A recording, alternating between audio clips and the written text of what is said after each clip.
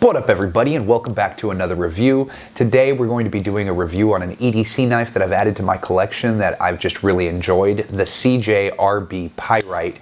And it's going to be one of those knives that kind of took the EDC community by storm a little bit over this last year. We're going to go ahead and talk about why that is and just go into a little bit more detail about this nifty little piece here. So let's get into that review.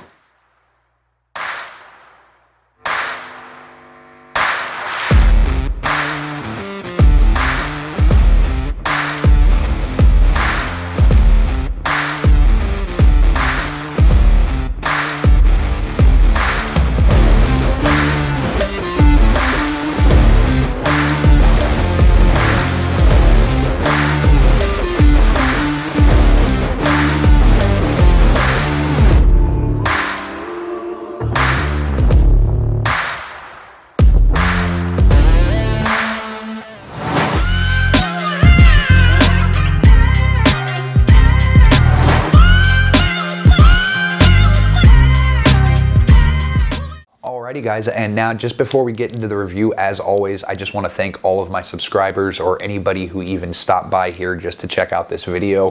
I really appreciate you guys.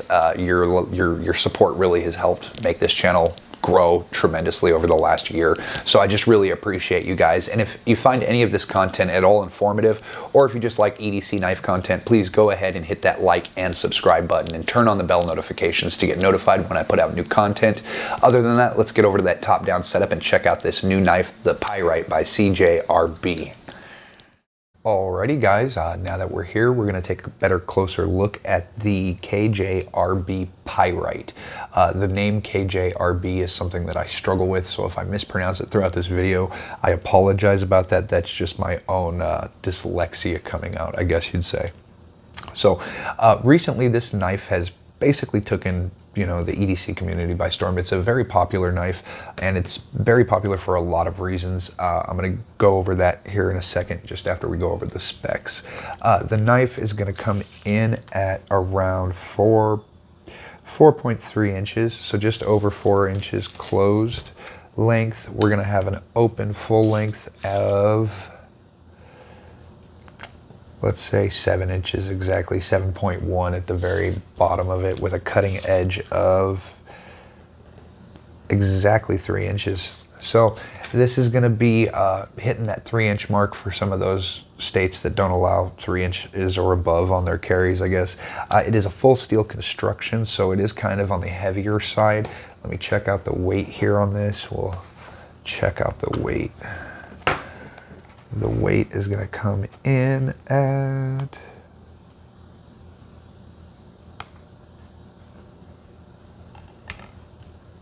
3.642 or 3.641 ounces total. There is a lot of good about this knife that I really do enjoy about this knife. Size-wise, it is what I would consider to be a medium-sized knife. People call it a bug out. I've heard people say that it's like another version of the bug out, essentially, and I can understand why, because when you compare it to the bug out here, it is almost identical in profile. Here it is compared to the Civivi Elementum, which is another medium, smaller size knife.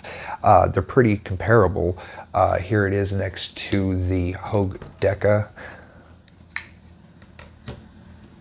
And then here it is next to some larger knives, the Demco 80-20.5.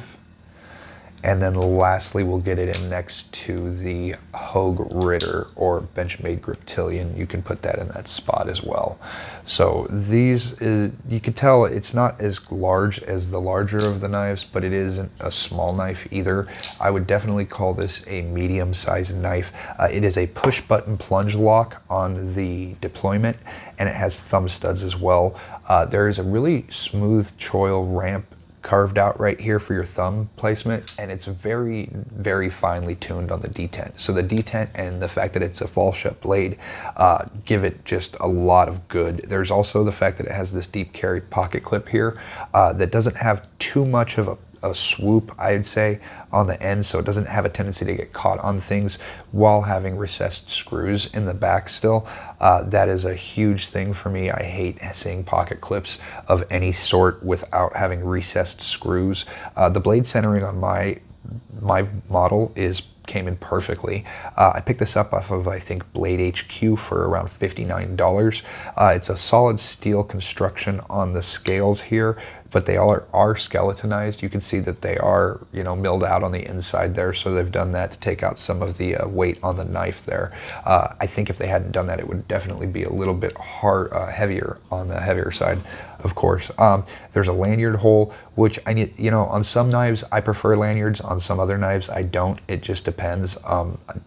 Generally, I tend to put lanyards only on my higher end knives or my very workhorsey knives, you know. But coming in with a blade profile like this, it's got the drop point blade. I want to see what the blade stock on this is actually sitting at real quick. So the blade stock thickness on this is gonna be, let's see here. Blade stock thickness is gonna come in at 0.1040, and then it's gonna be pretty slicey coming in at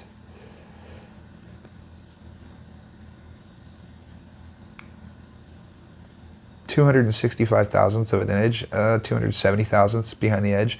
So that's a pretty slicey blade. I consider generally anything between under 500 thousandths to be a generally slicey blade, just in my opinion. You know, everybody has their own opinions, but it also does depend on the geometry of the blade and the grind and everything and how it's sharpened. But I just feel like it lends to having a sharper knife, a slicier knife with a thinner blade geometry, of course. And so anything generally under, you know, 500 thousandths is where I would say it's a slicey knife.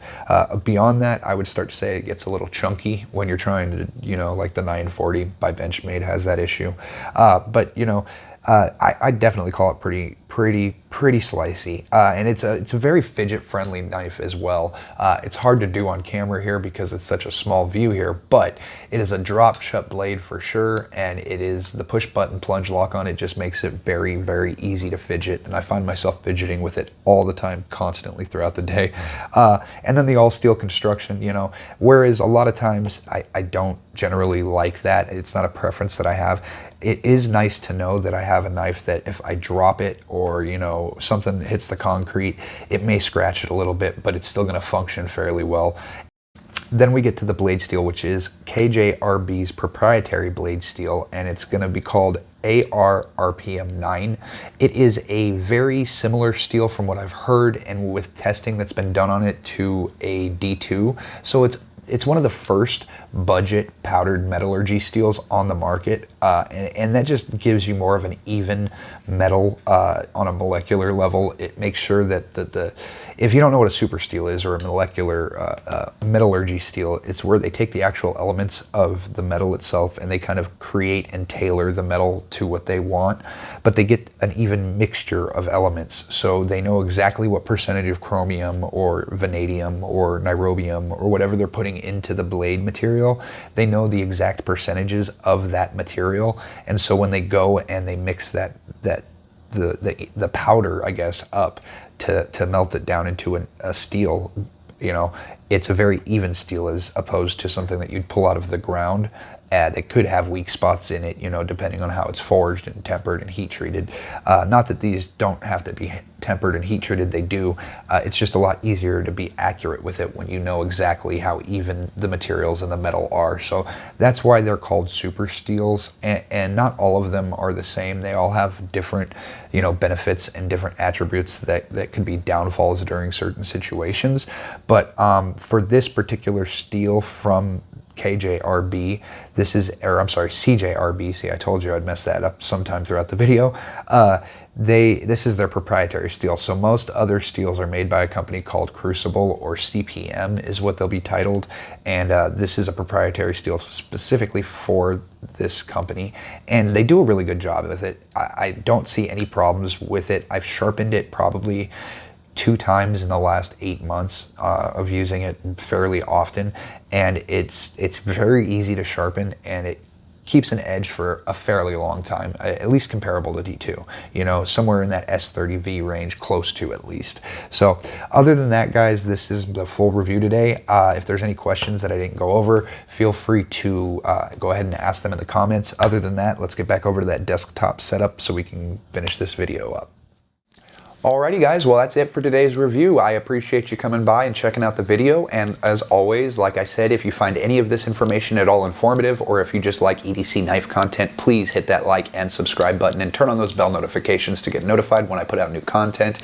Every one of you guys likes, shares, comments, they all help build the channel, and I really appreciate you guys. Until next time, I hope you have a great day, and above all, stay creative, my friends. We need more of that in this world, especially now. Till next time, guys.